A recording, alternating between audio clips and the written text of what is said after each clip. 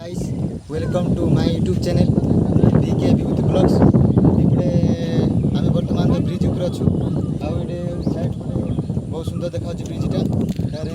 side पटे पहाड़ अच्छी और साइड घर गुड़ा बहुत सुंदर देखा जापटे साइड पटे पिला खेलते आम बर्तमान ये बुलवाई आसु आमर हूँ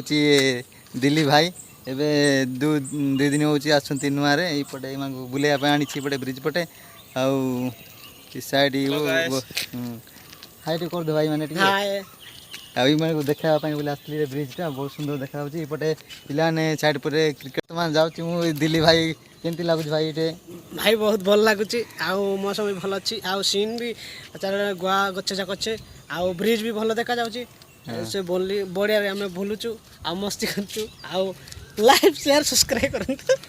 हाँ दिल्ली भाई लाज होइले पलैसे आमर पिली मन भाई तो आगू आगू पलाऊ सी लाज होपटे साइड पटे पोखरी अच्छी आउटे माछ चाष भी करते ब्रिजटा भी बहुत इटा पुराना कालिया ब्रिजटा ये ब्रिज ये केनालटा यहाँ देखिपार साइड साइड पटे गुआ गछ को अधिकांश चाष करापटे